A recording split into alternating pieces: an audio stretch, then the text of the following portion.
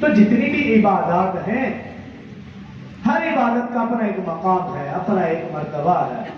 نماز ہو، روزہ ہو، زکوٰۃ ہو، حج ہو. نماز کو آپ دیکھ لیجیے، الصلاۃ عماد الدین، نماز دین کا ستون، نماز مسلمان اور کافر کے درمیان فرق کرنے والی. اور فرمایا جس نے ایک نماز جماعت کے ساتھ پڑھی 27 نمازوں کا ثواب، رمضان میں پڑھی 70 نمازوں کا ثواب. اور نماز وہی اگر بڑی جامع مسجد میں پڑھی 50 نمازوں کا ثواب، مسجد اقصی میں پڑھی 25,000 نمازوں کا ثواب، مسجد نبوی میں پڑھی 50,000 نمازوں کا ثواب، خانہ کعبہ میں پڑھی 1,00,000 نمازوں کا ثواب، اگر رمضان میں خانہ کعبہ میں پڑھی 70,00,000 نمازوں کا ثواب. اسی طرح آپ زکوٰۃ کو دیکھیں کہ جو شخص زکوٰۃ اللہ کی رضا کے لیے ادا کرتا ہے،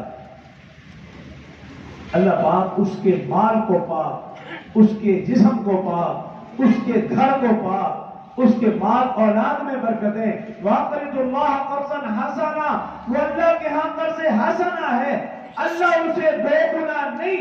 حدیث مبارکہ میں ہے کہ اللہ پاک وہ مال دیا ہوا نیکیوں کے پہاڑ کی صورت میں واپس لوٹائے. حج کی بات کر لیں، فرمایا جو شخص اللہ کی رضا کے لیے حج کرتا ہے وہ گناہوں سے ایسا پاک صاف جیسا کہ اس نے گناہ کیے ہی نہیں، ابھی ماں کے پیٹ سے پیدا ہوا. تو ہر عبادت کا اپنا مقام ہے، اپنی فضیلت ہے، اپنی اہمیت ہے.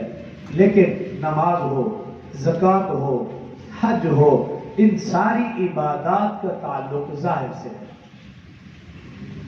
ہو سکتا ہے کوئی نماز اس لیے پڑھ رہا ہو کہ لوگ مجھے نمازی کہیں، زکوٰۃ اس لیے دے رہا ہو کہ لوگ سخی کہیں، حج اس لیے کر رہا ہو کہ لوگ حاجی کہیں.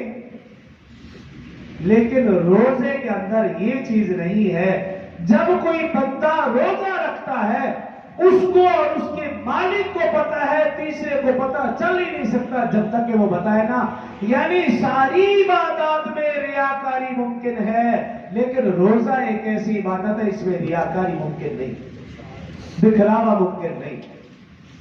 یہ صرف بندے کو معلوم ہے یا خدا کو معلوم ہے، تیسرے کو معلوم ہو ہی نہیں سکتا.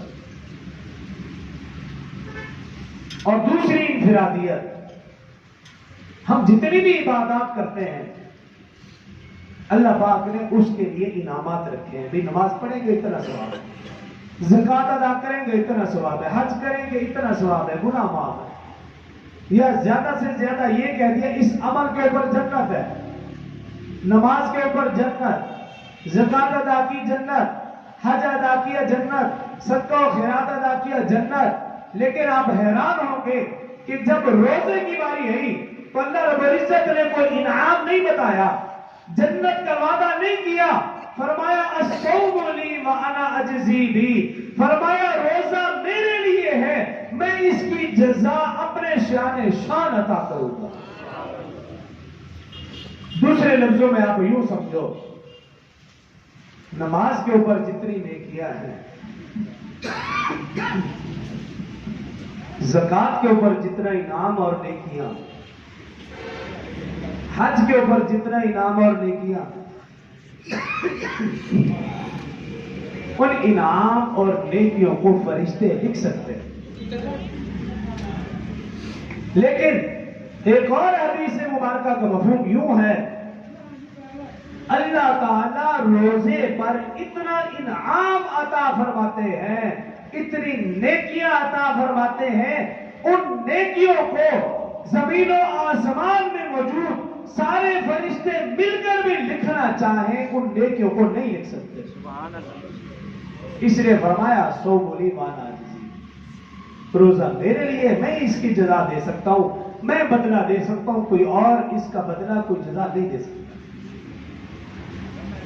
یا یوں سمجھ لیجئے باقی ساری عبادات کے اوپر اللہ تعالیٰ نے جنت کا وعدہ کیا ہے، روزے کے اوپر جنت نہیں. اللہ نے وعدہ کیا کہ جنت کے ساتھ ساتھ جنت والا بھی مل جائے گا.